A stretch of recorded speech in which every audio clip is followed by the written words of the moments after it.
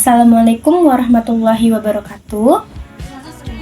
Alhamdulillah rabbil wassalatu wassalamu ala asrofil anbiya'i wal mursalin wa ala alihi wa ashabihi rasulillahi ajmain amma ba'du.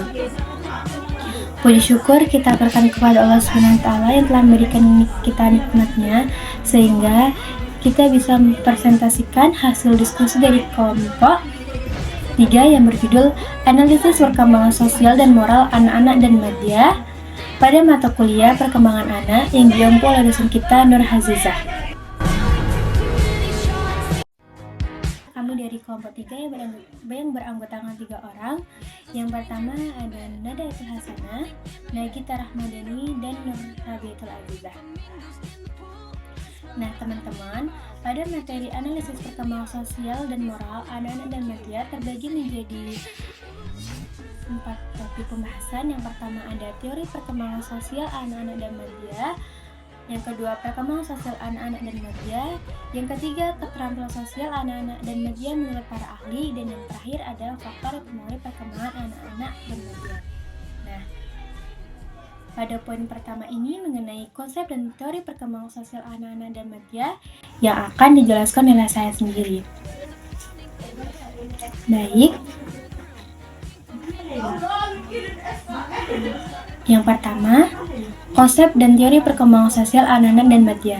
Perkembangan sosial merupakan kemampuan berperilaku yang melibatkan interaksi dengan orang-orang di sekitarnya dan dapat membuat seseorang dapat hidup berdampingan dengan masyarakat.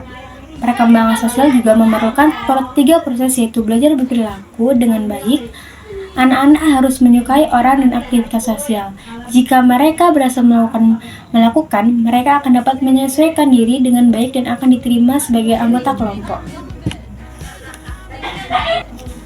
Baik, adapun teori dari perkembangan sosial anak usia dini, yang pertama ada teori nativisme, yaitu ia mengatakan bahwa manusia akan berkembang seperti apa sangat tergantung dari pembawaan. Jika pembawaan pandai akan menjadi manusia yang pintar, dan jika pembawaannya bodoh maka akan menjadi bodoh. Perkembangan manusia bukan dipengaruhi oleh orang lain, lingkungan, budaya, dan termasuk pendidikan. Perkembangan sosial manusia telah ada bersama pembawaan sejak lahir. Teori nativisme ini menafikan pengaruh interaksi individu dengan lingkungannya. Yang kedua ada teori empirisme. Teori empirisme dipelopori oleh John Locke pada tahun 1632-1704 yang menyatakan bahwa bayi ketika lahir ibarat kertas yang masih putih bersih dan akan tumbuh dan berkembang. Seorang anak sangat tergantung pengaruh dari luar yang datang. Jadi perkembangan anak sepenuhnya tergantung pada faktor lingkungan, sedangkan pembawaan tidak ada pengaruhnya. Nah teman-teman, jika pada teori nativisme itu tergantung pada pembawaan sejak lahir, jika teori empirisme itu tergantung pada faktor lingkungan. Nah yang ketiga ada teori konvergensi. Teori ini dipelopori oleh William Stern yang merupakan perpaduan antara teori empirisme dan teori nativisme. Teori konvergensi menyatakan bahwa pertumbuhan dan perkembangan manusia tergantung pada 2 faktor, yaitu pada bakat atau pembawaan dan lingkungan atau sekolah. Teori konvergensi mengakui bahwa manusia lahir telah membawa bakat atau potensi dasar yang dapat dikembangkan. Proses pengembangan sangat tergantung pada lingkungan masyarakat dan sekolah. Adapun pendapat lain mengenai teori perkembangan sosial anak adalah sebagai berikut. Yang pertama ada teori Erikson. Teori Erikson mengembangkan teorinya tentang perkembangan psikososial berdasarkan pendapat bahwa perkembangan sosial dan kognitif terjadi bersamaan dan tidak dapat dipisahkan. Kepribadian dan keterampilan sosial anak tumbuh dan berkembang dalam masyarakat dan sebagai proses terhadap permintaan harapan nilai dalam masyarakat dan institusi sosial seperti keluarga, sekolah, dan program pendidikan anak. Selanjutnya teori Bandura. Pemodelan merupakan konsep dasar dan teori belajar sosial yang dikembangkan oleh Albert Bandura. Menurut Bandura, sebagian besar manusia belajar melalui pengamatan secara selektif dan mengingat tingkah laku orang lain. Seseorang belajar menurut teori ini dilakukan dengan mengamati tingkah laku orang lain. Hasil pengamatan itu kemudian dimantapkan dengan cara menghubungkan pengalaman baru dengan pengalaman sebelumnya dan mengulang-ulang kembali. Selanjutnya yang terakhir adalah teori ekologi. Ekologi teori dalam Surya dan Pandeyrat 2014 mengatakan bahwa perkembangan sosial anak pasti berkaitan dengan aspek-aspek perkembangan psikologis lainnya.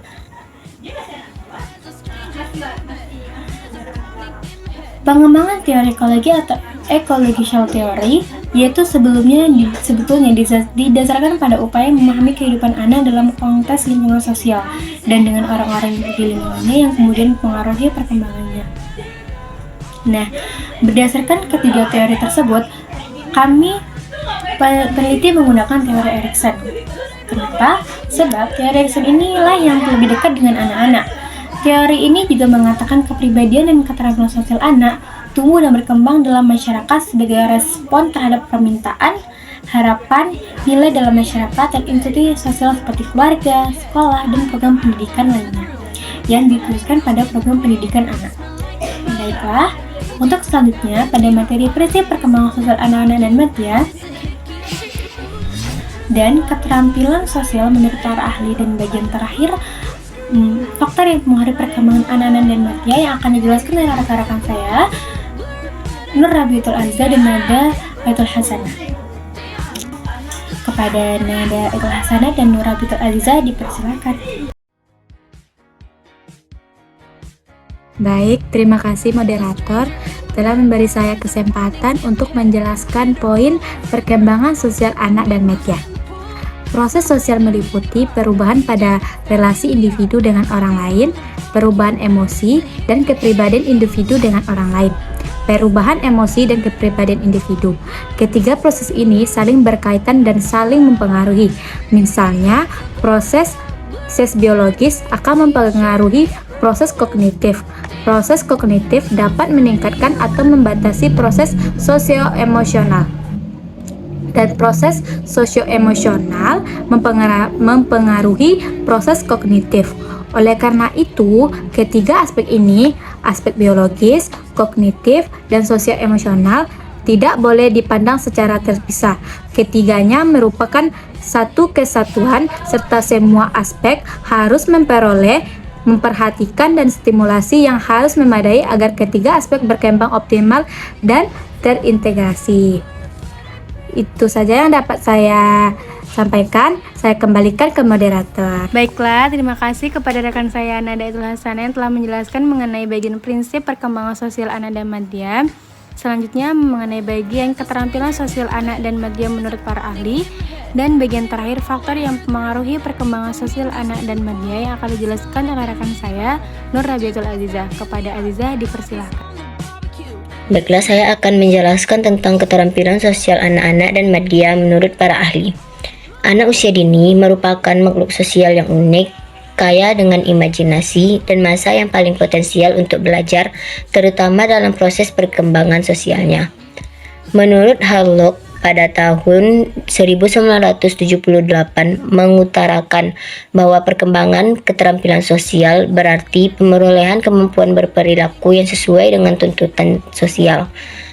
Dari pendapat tersebut, dapat kita simpulkan bahwa perkembangan sosial yang dimiliki oleh masing-masing individu akan membawa individu tersebut menjadi orang yang mampu bermasyarakat.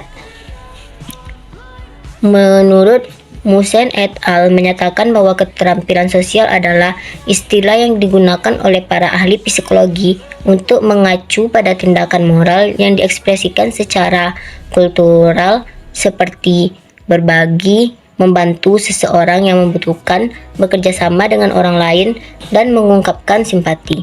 Sementara itu, menurut Nasution menyebutkan bahwa keterampilan anak merupakan cara anak dalam melakukan interaksi, baik dalam bertingkah laku maupun dalam hal berkomunikasi dengan orang lain. Berdasarkan pendapat beberapa para ahli yang telah dipaparkan, dapat diambil kesimpulan bahwa keterampilan sosial didefinisikan sebagai kemampuan yang dimiliki anak dalam berinteraksi dan berperilaku, menyesuaikan diri dengan lingkungannya, serta menyeimbangkan kemampuan proses berpikir yang diekspresikan secara kultural seperti berbagi, membantu seorang yang membutuhkan, bekerja sama dengan orang lain, dan mengungkapkan simpati.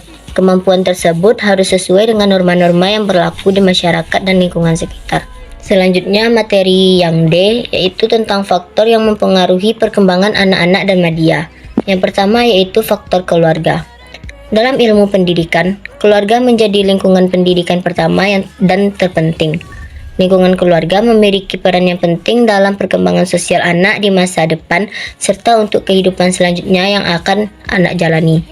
Lingkungan keluarga inilah anak pertama kali menerima pendidikan dari orang tua mereka atau orang terdekat. Orang tua adalah pendidik bagi mereka. Pola asuh, sikap, dan perubahan yang melingkupi orang tua memiliki pengaruh yang besar pada perkembangan sosial anak. Yang kedua yaitu sekolah. Sekolah adalah lingkungan kedua bagi anak. Di sekolah, anak berhubungan dengan pendidik dan teman sebayanya. Hubungan antara anak dan pendidik dan hubungan antara anak dengan teman sebayanya dapat mempengaruhi perkembangan sosial anak. Stimulus diberikan oleh pendidik kepada anak memiliki pengaruh yang tidak sedikit untuk mengoptimalkan perkembangan sosial dan emosional. Pendidik adalah wakil dari orang tua mereka saat berada di sekolah. Pola asuh dan perilaku yang ditunjukkan oleh pendidik di depan anak juga dapat mempengaruhi perkembangan sosial pada anak. Yang ketiga yaitu teman sebaya. Teman sebaya adalah hubungan antara individu pada anak atau remaja dengan tingkat usia yang sama dan melibatkan keakraban yang relatif besar dalam kelompok. Jadi, lingkungan teman sebaya ini memiliki peran yang penting bagi anak agar anak dapat membedakan perilaku yang buruk dan mempertajam tingkat kedewasaan dalam dirinya dengan membandingkan antara teman satu dengan yang lainnya. Perilaku yang ditampilkan oleh teman sebaya juga memiliki kontribusi yang tidak sedikit dalam menentukan perkembangan sosial seorang anak. Jika anak dan teman-temannya dapat bermain sesuai aturan, itu dapat mengoptimalkan perkembangan sosial pada anak. Baiklah, terima kasih kepada Aziza yang telah menjelaskan materi bagian ketiga dan keempat. Selanjutnya dari makalah ini dapat kami simpulkan bahwa perkembangan sosial merupakan kemampuan berperilaku yang melibatkan interaksi dengan orang-orang di sekitarnya, memungkinkan seseorang untuk hidup berdampingan dengan masyarakat. Proses perkembangan sosial memerlukan 3 tahapan penting, yaitu pembelajaran, berperilaku dengan baik, kecenderungan anak-anak untuk menyukai orang dan aktivitas sosial, serta keberhasilan mereka dalam melakukan hal tersebut yang akan membantu mereka menyesuaikan diri dengan baik dan diterima sebagai anggota kelompok. Perkembangan sosial melibatkan 3 aspek utama, yaitu proses biologis, kognitif, dan sosial emosional. Teori yang paling relevan dalam konteks ini adalah teori Erikson, karena teori ini sangat terkait dengan fase perkembangan anak-anak. Erikson menegaskan bahwa kepribadian dan keterampilan sosial anak berkembang sebagai respon terhadap permintaan, harapan, dan nilai-nilai dalam masyarakat, serta interaksi dengan institusi sosial seperti keluarga, sekolah, dan program pendidikan. Teori ini memberikan pandangan yang mendalam mengenai bagaimana individu tumbuh dan berkembang dalam konteks sosial. Baiklah teman-teman, itulah tadi hasil presentasi dari kelompok kami. Semoga bermanfaat bagi teman-teman semua. Kami mohon maaf atas salahnya, karena di sini kami masih dalam tahap belajar. Kami akhiri. Assalamualaikum warahmatullahi wabarakatuh.